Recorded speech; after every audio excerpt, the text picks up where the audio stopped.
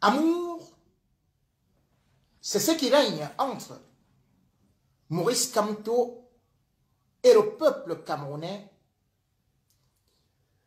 depuis plusieurs années, qu'il a pris le bâton de pèlerin pour défier un régime dictatorial qui n'accepte pas des hommes populaires.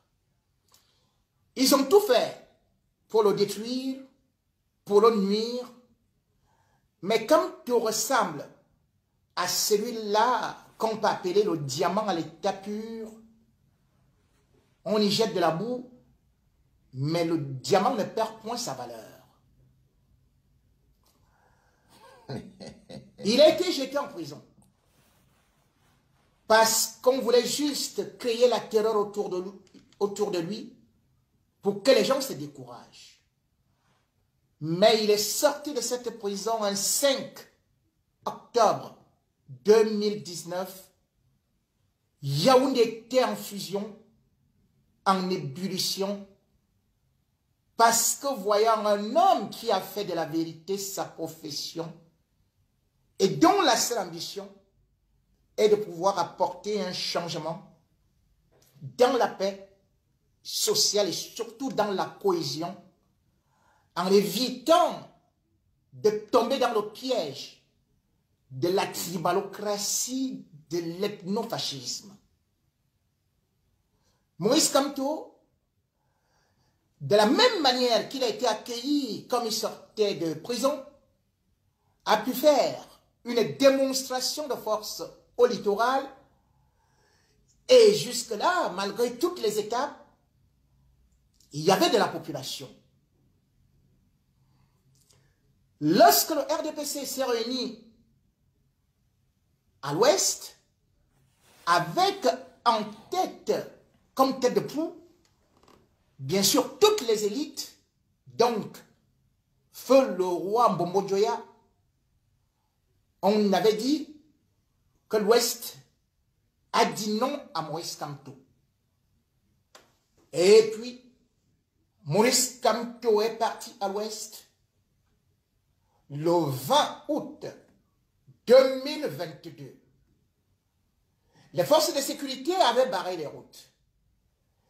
Le sous-préfet, le préfet jouait au responsable du MRC une sorte de ping-pong, refusant tantôt les autorisations, changeant les lieux où on devait justement avoir cette installation du nouveau bureau régional de responsable du MRC. Et finalement, c'est devant une église, l'église évangélique, que Maurice Kamto, comme Jésus était apparu devant ses apôtres en liesse. Oui. Maurice Kamto n'était donc pas mort, n'était donc pas honni, comme on nous avait dit, comme on nous avait promis à l'ouest. Il était bien vivant et il est toujours vivant. On a pris, à l'instar de ceux-là qui étaient des traîtres à côté de Jésus, Judas Iscariote, pour le trahir. Et ils ont tout fait pour présenter une image noircie de Maurice Kamto, particulièrement les élites de l'Ouest, en commençant par Jean de Dieu Momo. Momo est déjà dans des oubliettes, il a échoué sa mission. Et puis on s'est dit, attaquons-le directement dans son village. Pour les 40 ans du régime, jamais il n'avait vu un homme résister et surtout glisser telle une anguille entre leurs mains. C'est ainsi qu'on mit en mission, bien sûr, Jean Kouété, le patron du RDPC, Et aussi, ont pris un chargé de mission à la présidence de la République. Parce qu'il était de ce village, le village de Baham. On invita quelques chefs. C'était le 28 novembre. Alors qu'on attendait tout l'Ouest, de la même manière que les chefs traditionnels et autres qui avaient été transportés sur la place publique de Bafoussam avaient été fouettés par la pluie, de la même façon, cette rencontre ou cette inauguration du palais du RDPC avait fait chi. En tout et pour tout, il n'y avait que 500 personnes. Malgré la distribution des pagnes, malgré la distribution du riz, malgré la distribution du savon et du pain sardine. Et puis, on s'est dit, au cœur de la capitale, Maurice Kamto ne pourra jamais sortir, puisque d'ailleurs, on l'avait déjà séquestré dans son domicile. Mais à force de frapper sur Maurice Kamto, à force de vouloir le dénigrer, le rabaisser, l'enfermer, le peuple n'a fait que se rapprocher. Et le régime s'est dit, on va montrer que sa cote de popularité a baissé. Il fallait donc lui donner une autorisation à Yaoundé pour l'installation des membres de son bureau à Mendon. Maurice Kamto a accepté cette mission. Et tout un chacun d'entre nous a vu la démonstration de force d'un Maurice Kamto requinqué, en pleine vitalité, et surtout évoquant la pluralité, la multiculturalité d'un pays qui non seulement a toujours été considéré comme sacré, mais malheureusement, qui est actuellement divisé par le tribalisme. À Mendon, Maurice Kamto, au milieu des ovations, n'a pas voulu jouer au grand baron. Non. C'était un garçon bonne humeur parce que une véritable communion avec la population s'était établie. Et ce Maurice Kamto-là, en pleine relaxation, en pleine chanson, eh bien, invoqua les dieux qui d'ailleurs avaient béni les cieux dans cet environnement où pourtant on s'attendait à une pluie. Lui, les dieux sont du côté de Maurice Kamto. La preuve, tout rayonnant, tout brillant, épatant, aimant, virevoltant. Il a été impactant. Et surtout, il a été convaincant, intéressant. Parce que ce qui venait du fond de son cœur n'était pas du jeu, mais c'était de la sincérité. La sincérité d'un homme qui représente le Cameroun. Lui, il est parti à Mendon. Ce Mendon où il a poussé quelques petites chansons, non seulement pour honorer Dieu, mais aussi pour honorer ceux qui étaient peut-être les premières populations à y habiter. N'oublions pas Yaoundé, qu'on appelait Ngole Wondo.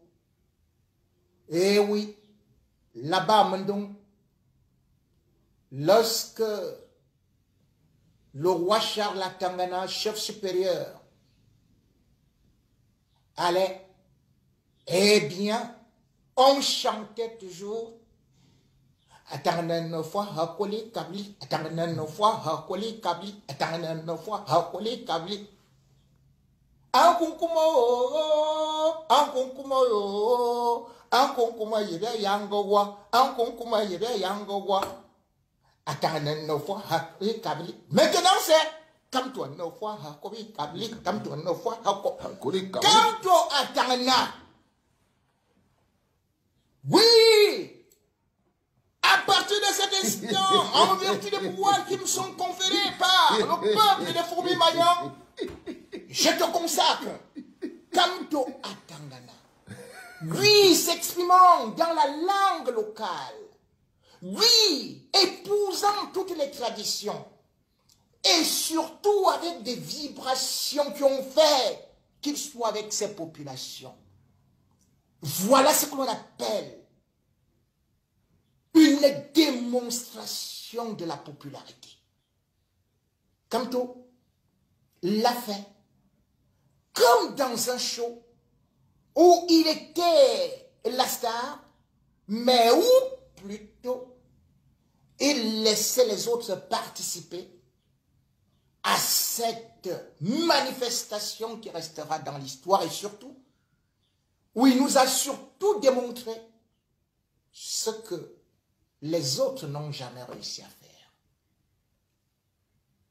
Combien de fois, en 40 ans, Paul Biya donc Kwete disait au Bamileke que vous n'avez qu'à choisir une seule personne, celui-là qui vous aime, c'est votre frère, c'est Paul Biya.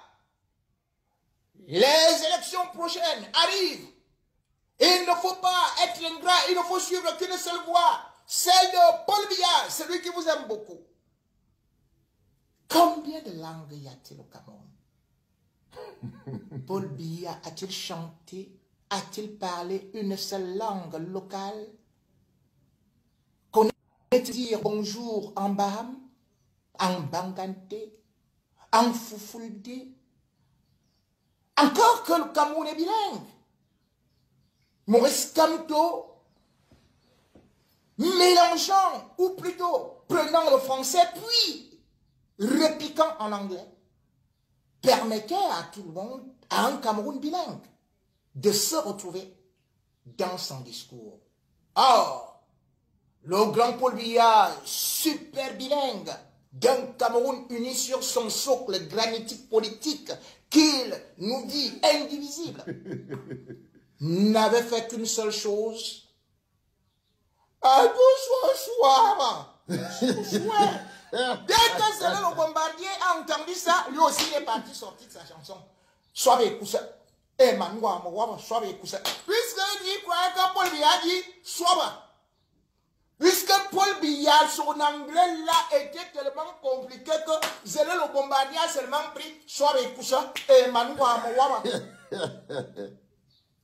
Voilà donc la différence entre quelqu'un qui communique avec les siens et celui qui est derrière des murailles, dans son château, vous regardant de si haut et surtout se disant qu'il n'a pas besoin de vous parce qu'il suffira tout simplement que les préfets, les sous-préfets, avec les gouverneurs qu'il a nommés, puis les CAM, tous à sa disposition, viennent déclarer que c'est lui qui a gagné l'élection. Ainsi, le Cameroun, alors qu'on n'a jamais vu Paul Biya dans un bain de foule, en train véritablement de convaincre des populations et de donner son plan politique, ou au moins de faire son bilan, eh bien, on le voit toujours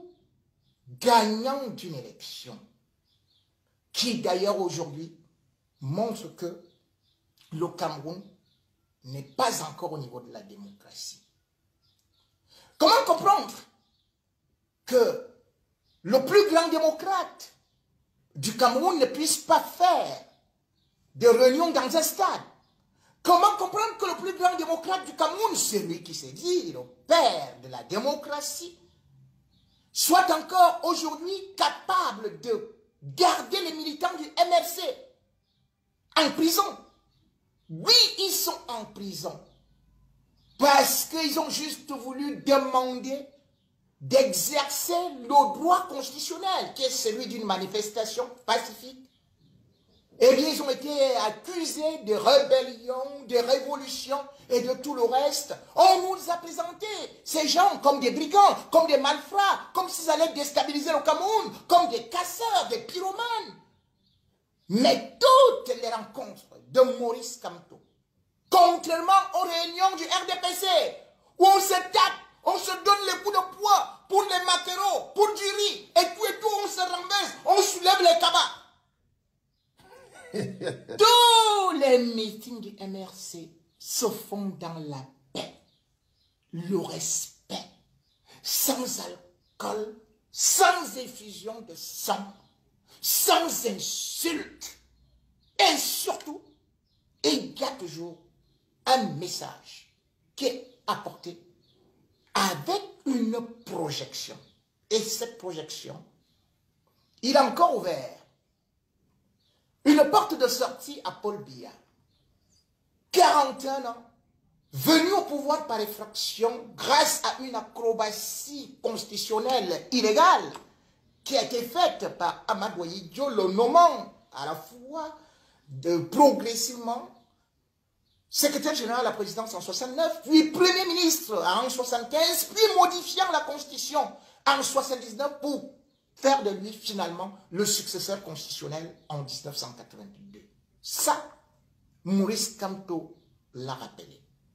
Maurice Kamto également a parlé de cet état de choses où nous sommes, où la vie chère est plus que chère. Il s'est préoccupé du panier de la ménagère, en rappelant aux hommes que avant de regarder ce qu'il y a dans ton plat, va d'abord faire un tour au marché. Preuve qu'il se soucie d'abord du niveau de vie de ceux qui sont là. Or, dans le parti au pouvoir, ils mangent ensemble. Là-bas, il n'y a plus de tribalisme. Ce sont leurs enfants qui font toujours des marchés. C'est eux qui ont détourné l'argent de la canne, du Covid, ou encore de tout ce qu'on peut connaître comme Glencore. En balayant tout cela, Maurice Kamto a donc fait un autre bilan négatif d'un régime totalitaire, génocidaire, qui jusqu'à présent ne veut pas mettre fin à cette guerre avec nos frères anglophones. Il a d'ailleurs évoqué cela. Bref, un discours dense, intense, et finalement, dans la danse. Oui. Parce que c'est une chance d'avoir Maurice Kamto. C'est une chance d'entendre Maurice Kamto. C'est une chance de voir un homme du peuple, avec le peuple, danser avec le peuple. C'est notre chance. À chacun sa chance. Yeah. À chacun sa chance. Yeah. À chacun sa chance. Bonjour les enfants, c'est papa. Bonsoir les enfants. C'était le troisième podcast de la journée les enfants. Nos commentaires, rien à dire. Merci J. C'était papa.